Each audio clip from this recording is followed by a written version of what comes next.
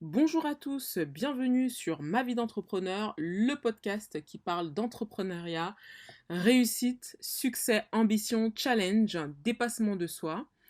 Ce podcast est dédié aux porteurs de projets et aux entrepreneurs, qu'ils aient une activité à temps plein ou à côté de leur emploi.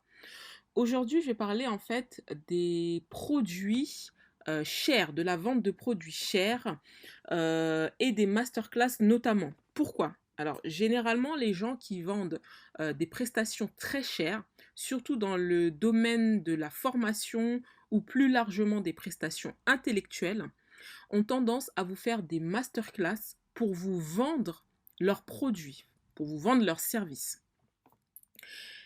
Et en fait, moi, je voudrais vous donner un petit peu le circuit, si je peux dire ça comme ça, d'un produit cher. Il faut savoir, parce que ça, c'est des erreurs que font certains entrepreneurs qui viennent me voir et moi, je dis non, c'est que personne ne va acheter votre produit cher en allant sur votre site internet. Moi, j'ai des entrepreneurs qui viennent, qui veulent faire un site e-commerce et quand on travaille la maquette de leur site internet, donc la maquette en fait c'est définir tout simplement qu'est-ce qu'il va avoir sur le site, comment le site doit être structuré, les argumentaires, où est-ce qu'il faut mettre quoi, parce que rien ne se fait au hasard, c'est pour donner envie à un client d'acheter. Et en fait, lorsqu'on travaille justement cette maquette-là, il y en a certains qui vendent des produits chers et qui me disent ben moi je veux que la personne elle achète ma vidéo, moi je veux que la personne elle achète mon coaching sur le site. Alors très sincèrement, un produit que vous allez vendre 500 €, même 300 €, personne ne sort comme ça sa carte bleue et achète votre produit comme ça. Encore pire quand c'est une prestation, une formation qui vaut 1000 et quelques. Pourquoi?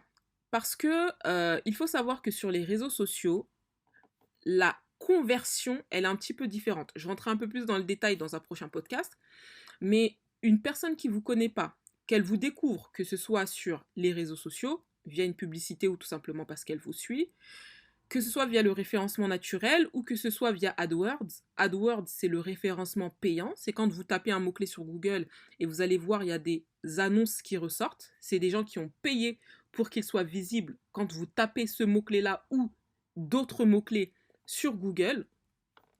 Mais même en ayant tous ces canaux d'acquisition-là, personne ne va venir acheter un produit aussi cher avec sa carte bleue, comme si vous étiez je sais pas qui. À la limite, si vous étiez une entreprise à une forte notoriété, à la limite, pourquoi pas. Mais même si vous me dites oui, mais je vais proposer des paiements plusieurs fois, non, personne qui vous découvre ou vous connaît à peine ne va sortir sa carte bleue pour proposer des choses chères. Et c'est pour ça que souvent, les gens ils vont faire des masterclass parce que ça va leur permettre en fait de donner envie. Parce que le truc qui est bien avec la masterclass, c'est que vous avez les gens qui vous suivent. Ça peut être sur Zoom, ça peut être sur Teams, peu importe, on s'en fiche. Mais la personne, elle se connecte, elle vous voit. Donc déjà, ça humanise le truc. Ensuite, après, elle va écouter tout ce que vous allez lui dire et vous êtes censé lui apporter des éléments assez pertinents pour qu'elle ait envie d'aller beaucoup plus loin. Ok? Donc ça déjà, ça commence à filtrer pas mal de personnes justement parce que le problème aussi de la masterclass, c'est qu'il y en a beaucoup qui vont s'inscrire à une masterclass parce que c'est gratuit, qui vont prendre les éléments gratuits et qui vont pas aller plus loin. Et le problème de la masterclass, c'est que les entrepreneurs ont tendance à ne pas donner toutes les informations et à donner quelques bribes d'informations pour que la personne elle puisse rentrer un peu plus en profondeur.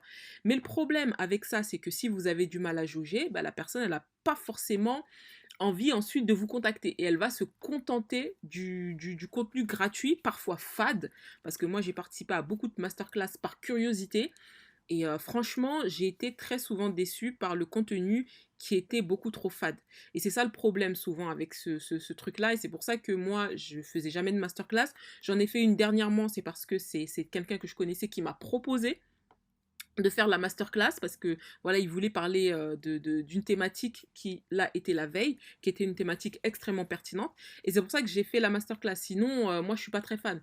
Et en plus quand vous faites des masterclass gratuites, vous allez avoir je sais pas 100 personnes qui vont s'inscrire et vous allez en avoir que 50 qui vont venir. C'est ça aussi le problème avec les masterclass, c'est que derrière, quand vous faites un produit gratuit, il y a très peu de respect derrière de la part des personnes, justement. Elles vont s'inscrire et pour X ou Y raison, il y a un truc, peut-être même la flemme ou je sais pas, elles ont une problématique de dernière minute, elles vont pas trop se prendre la tête, hop, elles vont boycotter le truc.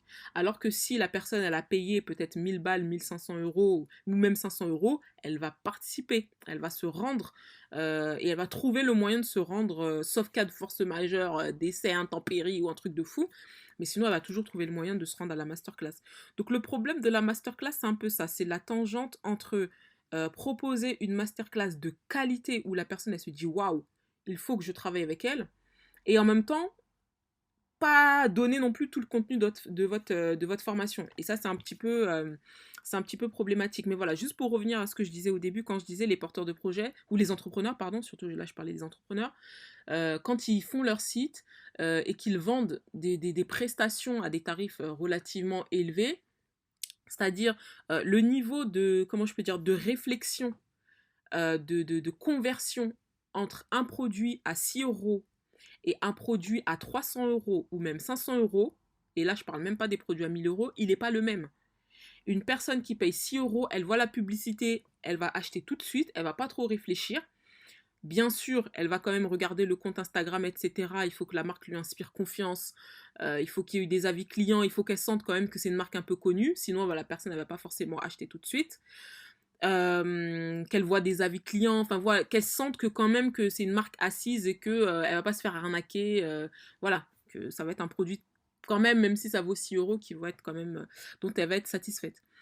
Alors, une personne qui, par contre, elle, va acheter votre produit à 500, 600, 1000 euros, vous inquiétez pas, ça sert à rien de mettre sur votre site paiement carte bancaire, etc. parce que personne ne va le faire. Votre client, il va tout simplement vous faire un virement, vous lui envoyez une facture, il vous fait un virement sur votre compte bancaire, sur PayPal, sur N26, sur où vous voulez.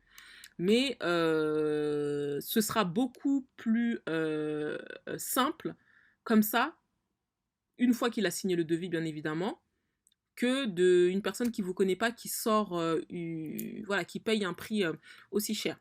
En sachant que pour des tarifs aussi élevés, il faut se dire que le client, ce qu'il va faire, c'est d'abord regarder sur les réseaux sociaux.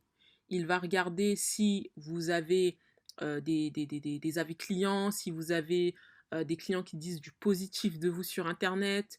Il va vous fouiller un peu, il va fouiller votre présence digitale en ligne, il va regarder, il va essayer de voir s'il a confiance ou pas, il va aussi regarder le site internet, c'est pour ça que la qualité, le visuel, la tête, la gueule de votre site internet, ça joue aussi. Il va regarder un petit peu tout ça, et puis il va s'abonner à votre compte et il va vous suivre. Ou peut-être il va s'abonner tout de suite. Après, il y a des profils différents, peu importe. Là, je parle en règle générale. La personne, elle va vous suivre, elle va regarder ce que vous faites, elle va écouter vos conseils pertinents, elle va écouter vos conseils de qualité qui lui sont utiles régulièrement dans sa vie. Et ensuite, après, elle va acheter. Donc, le process de conversion, il peut prendre quelques semaines, comme il peut prendre plusieurs mois. Ça dépend des gens. C'est pour ça que quand vous faites des prestations qui sont à un tarif relativement élevé, voilà, ne vous attendez pas qu'une personne vous découvre samedi et que dimanche, elle signe. Voilà, c'est relativement rare. Le temps de décision, il est quand même long. C'est comme quand vous achetez, je sais pas, une machine à laver, c'est comme quand vous achetez une télé à un certain prix ou une voiture. Vous réfléchissez. Plus le prix il est cher et plus vous réfléchissez, plus vous regardez, plus vous comparez à la concurrence, plus vous fouillez un petit peu, plus vous observez le site en long, en large, en travers, plus vous écoutez les vidéos, les conseils que la personne elle apporte pour voir si c'est pertinent. Parce que si c'est pertinent, dans ce cas-là, à son avis, elle va se dire que bon, si elle paye la prestation, ce sera aussi qualitatif que ce que vous lui dites dans vos vidéos, dans les podcasts, dans les articles de blog, peu importe le type de contenu que vous faites. C'est beaucoup plus facile de convertir comme ça quelqu'un. Voilà, pensez plus au contenu et à la qualité de vos contenus qu'à vous dire je vais faire un site marchand où la personne elle va acheter 1500 balles. Voilà.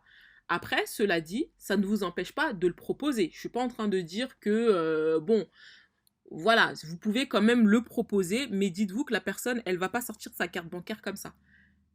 Elle va, comme je viens de vous dire, vous découvrir, regarder, etc. Ensuite, elle va vous appeler. Peut-être elle va aussi participer à l'une de vos masterclass pour valider la qualité. Et ensuite, après, elle va se dire, OK, là, je peux payer. Donc, je vais aller sur le site internet et je vais payer.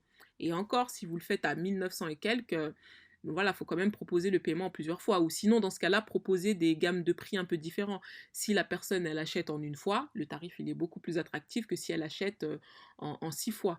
Moi, au-delà de 6 fois, je suis pas très fan. Je trouve que ça flingue votre réseau et ça, j'ai envie de dire, ça détruit le positionnement. Ça fait... c'est pas... Voilà, c'est pas valorisant pour votre business et c'est pas bon pour votre trésorerie. Rien que pour ça déjà, c'est pas tip top.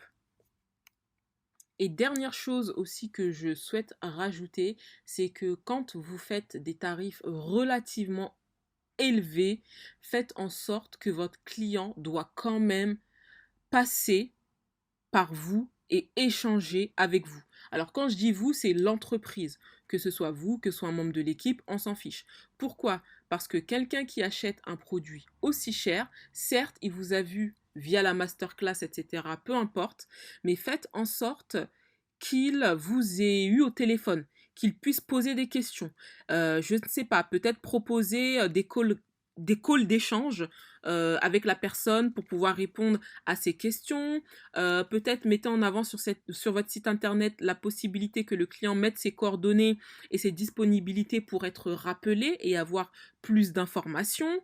Peut-être faites comprendre à votre client qu'il doit vous contacter pour pouvoir être renseigné sur la prestation la plus adaptée, sur la formation, je ne sais pas, qui sera le plus idéal par rapport à son profil pour pouvoir bien la personnaliser, etc. Enfin, peu importe, mais ce que je veux dire, c'est que quand un client paye quelque chose aussi cher, faites en sorte qu'il ait un membre de l'entreprise qui soit là. C'est pour ça que dans beaucoup de sociétés, justement, ils ont des commerciaux qui sont là pour vendre, qui sont là pour échanger, qui sont là pour faire de la relation commerciale. C'est super important pour rassurer un client qui paye un produit cher et surtout pour le convertir. Donc voilà, j'espère que ce podcast vous aura été utile et que vous avez appris des petites choses. N'hésitez pas à me dire ce que vous en avez pensé en commentaire et puis on se dit à très bientôt. Merci.